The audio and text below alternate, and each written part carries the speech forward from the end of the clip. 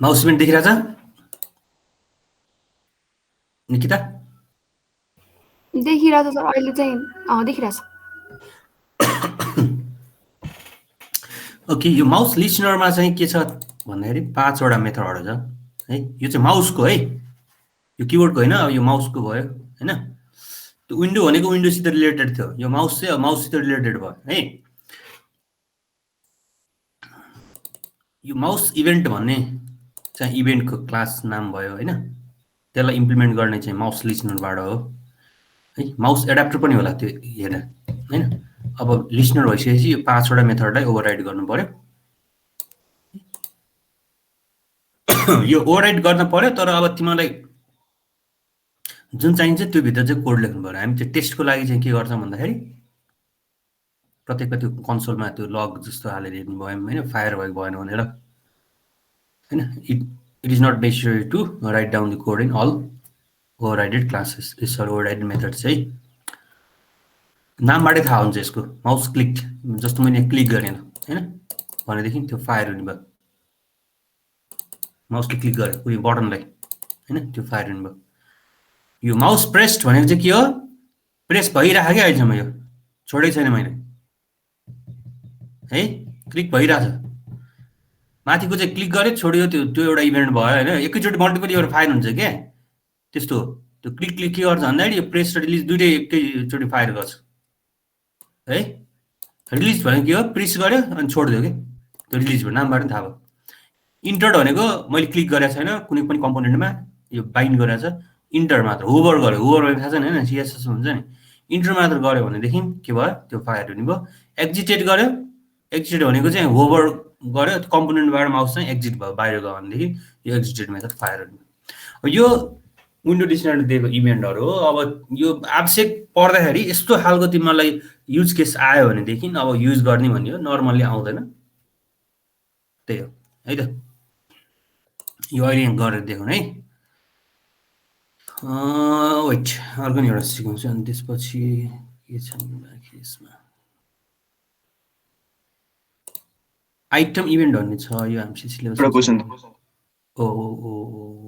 Okay, भन त। Mouse event जुन छ नि हजुर, त्यो हजुरको टच स्क्रिनमा एप्लिकेबल हुन्छ कि हुँदैन, कि माउसमा मात्रै हो? के अरे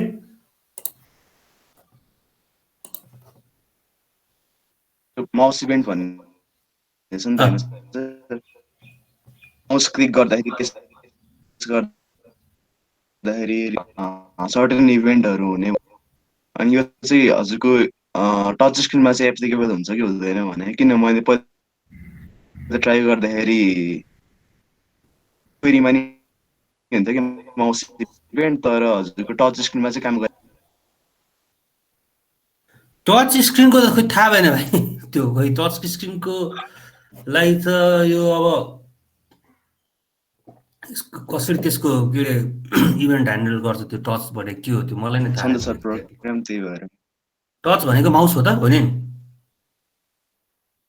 हो, त्यही त। टच भनेको के हो त? क्लिक चाहिँ होला, क्लिक चाहिँ इभेन्ट फायर हुन्छ होला होइन? ट्राई गर न। यो मेथड नै काम गर्दैन होला सर टचमा? होइन, टच भनेको त अब जस्तो माउस क्लिक जस्तो भयो नि त, भएन?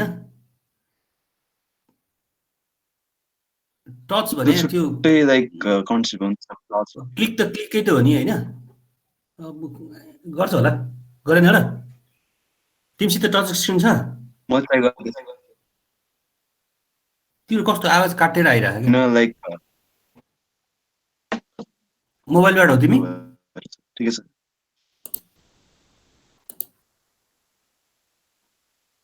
मोबाइलबाट हो तिमी?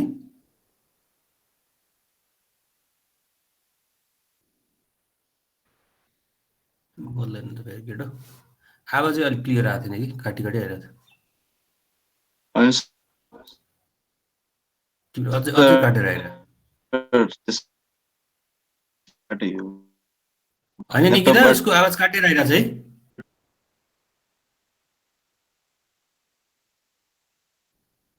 Clear आइरहेछ।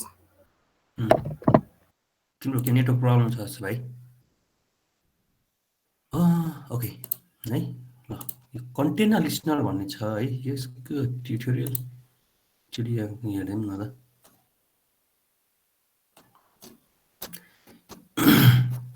यो कन्टेनर लिस्नर चाहिँ अलिकति के छ भने काइन्ड अफ अलिक टर्चर दिनेवाला छ।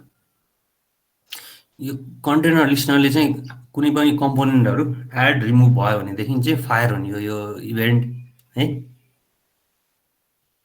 Container interface is used for receiving container events. The class that process container event needs to implement this interface. है following is the declaration of the यो थाहा छ हामीलाई हैन। यो कन्टेनर लिस्नर हो, यसले चाहिँ इन्टरनली इभेन्ट लिस्नरलाई एक्सटेन्ड गरेर छ। लास्ट टाइम भने यसमा कम्पोनेन्ट एडेड र कम्पोनेन्ट रिमुभ भनेछ है। कम्पोनेन्ट एडेड र कम्पोनेन्ट रिमुभ भनेछ। इन्भोक्ड होइन, component has been added to the container.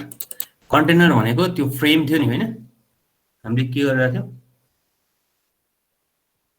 एडब्ल्युटीमा चाहिँ फ्रेमलाई एक्सटेन्ड गरेर गरिरहेको थियो है। त्यो फ्रेममा चाहिँ कुनै कम्पोनेन्ट एड भयो भने फायर हुनुपर्छ भन्छ यसले। Component if when a component has been removed from the container. यसको एक्जाम्पल यहाँ छ हैन। यो एक्जाम्पललाई यो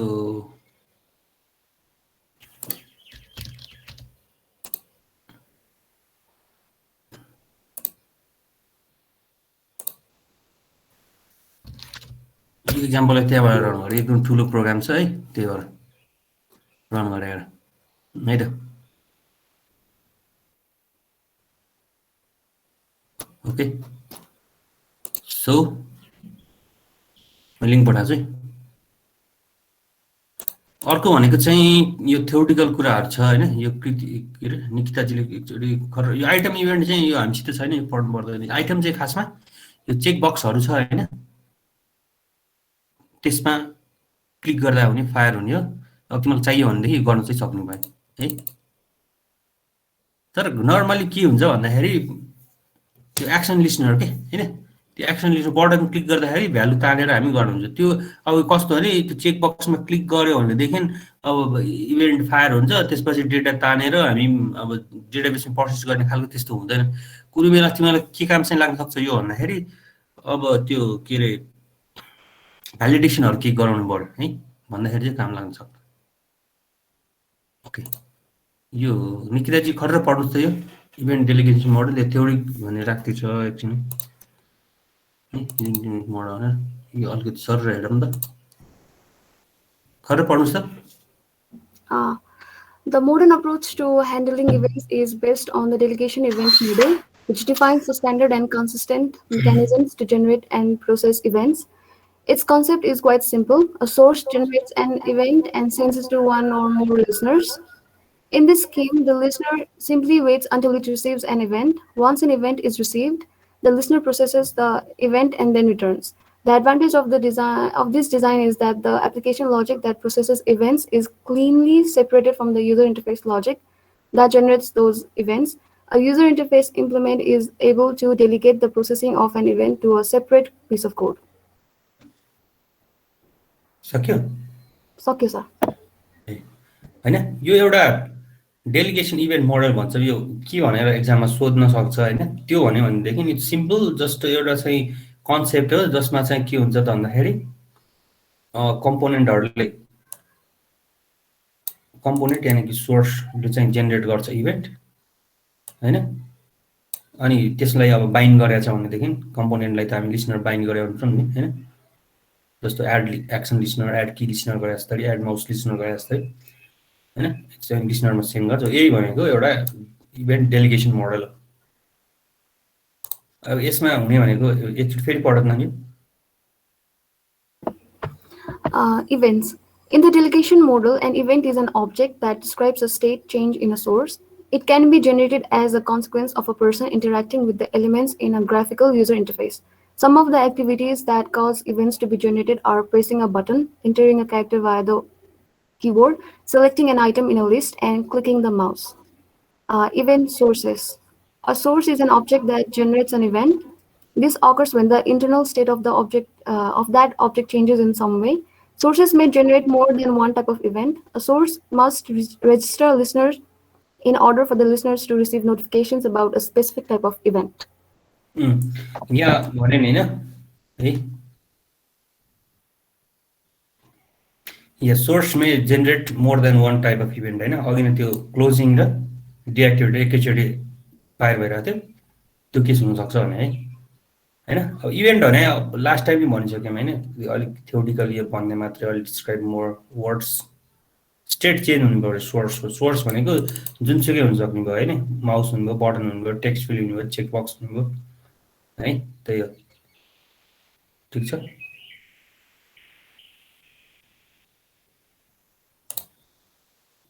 यो पढ्न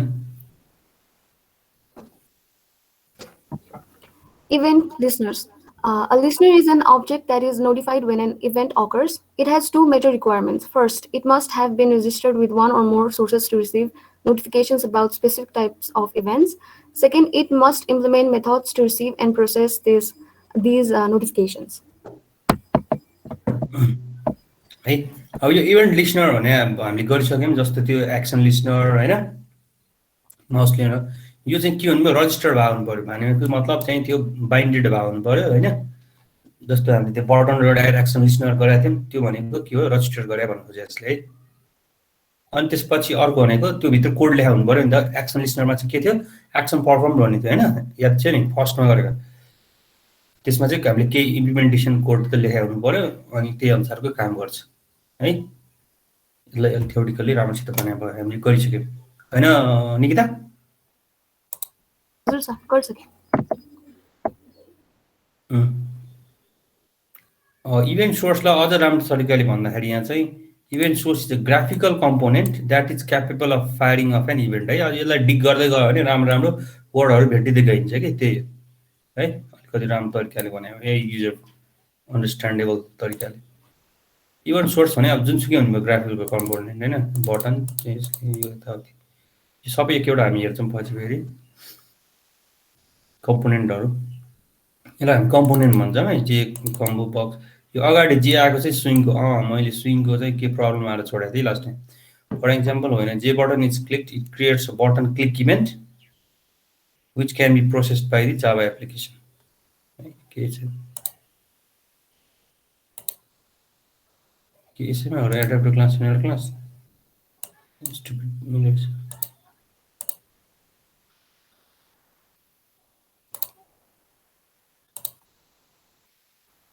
यो पनि गरिसकेकै हो है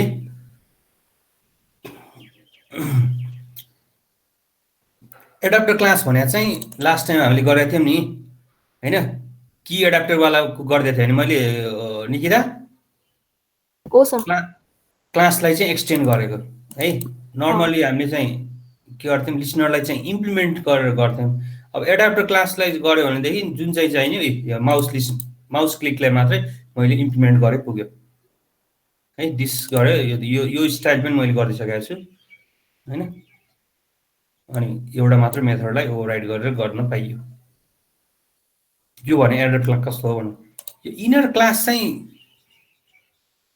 अब यो पनि गरिसकेँ मैले यो तरिका पनि हैन जस्तो मसित मेरो के अरे प्रोग्राम बनाएर क्लासलाई माई क्लास भन्ने यो म एप्लेटमा पनि गर्न मिल्छ है यो के अरे इभेन्ट ह्यान्डलिङ यस्तो इभेन्टहरू एड गर्न मिल्छ है यो एप्लेट भने एक्सटेन्ड गर्यो भनेदेखि चाहिँ अब त्यो एडब्ल्युटीको के अरे डेस्कटप एप्लिकेसन जस्तो नभएर अब के भयो त एप्लेट त्यो चाहिँ अब एप्लेट भ्युअरबाट अस्ति लास्ट टाइम हामी रन गरेको थिएँ त्यो सेम जस्तै हो अब यसमा पनि कुनै एउटा बटन हालेको थिएँ मैले हैन त्यसमा चाहिँ मैले एज्युम सम अब्जेक्ट जेसुकै हुनसक्छ माउस लिस्टमा मैले चाहिँ यसलाई गरेँ न्यू एडाप्टर क्लास यो पनि मैले गरिसकेको छु जस्तो लाग्छ यो पनि गरिसकेको छु हैन यस्तो स्टाइल नि छुट्टै क्लास बनाएर के अरूमा चाहिँ हामी के गर्थ्यौँ यो अघिनेकोमा चाहिँ माउस एडाप्टरलाई माथि नै एक्सटेन्ड गरेर त्यो भित्र गर्थ्यौँ भनेदेखि अब यो चाहिँ छुट्टै क्लास भयो इनर क्लास के त्यही भएर यो है यो mouse class sorry my class भित्र अर्को क्लास लेखायो अरे यो इनर क्लास भन्यो अनि यसको अब्जेक्ट बनायो हामीले हैन माई एडाप्टर यसको अब्जेक्ट बनाएर पास के पनि देखाएको थिएँ यो I think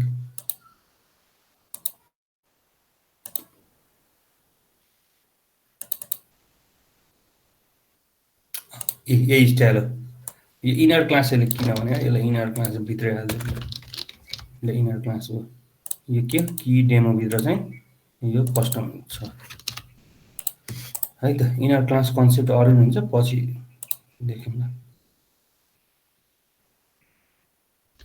okay Ki best okay बुझ्नुभयो हैन निकिताजी बुझ्नुभयो बुझेँ सर। त्यो दुईवटा अहिले बनाउनु बाँकी छ त्यो अहिले तिम्रो काम हो स्विङमा गरे नि हुन्छ भने मैले लास्ट टाइम भनेको थिएँ मेरो लास्ट टाइम अस्ति प्रब्लम आइरहेको यो बिल पाथ बिग्रिरहेको रहेछ कि यो के भन्दाखेरि इक्लिप्सले के गर्छ कन्फिगर बिल्ड पाथमा चाहिँ तिम्रो लाइब्रेरीहरू म्याच भइरहेको रहन्छ मैले यो लाइब्रेरी हालेँ 1.8 को अनि त्यसपछि चले जस्तो लागेको थियो एकचोटि मैले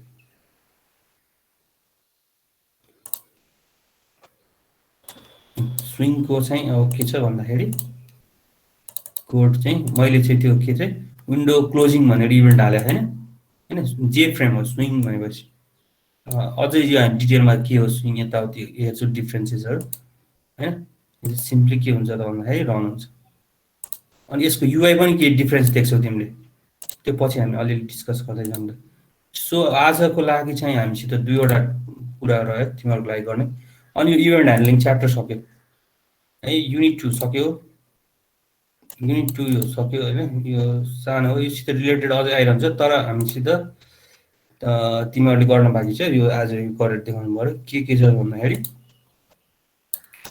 अघिनको माउस लिस्नर र की लिस्नर ल 10 मिनट यो माउस लिस्नर चाहिँ अहिले गर्ने त्यो अनि कन्टेनर लिस्नर चाहिँ घरमा गर्ने माउस लिस्नर चाहिँ यो गरेर देखाउ त 10 मिनट टाइम हुन्छ निकिता मैले देखाउने हो सर। होइन अहिले अफलाइन बस्छ के अरे स्क्रिन सेयर नगरिकन अनि ए पछि पनि मैले देखाउने हो अब खोइ अरू कसैले गर्दै गर्दैनन् सर। ओके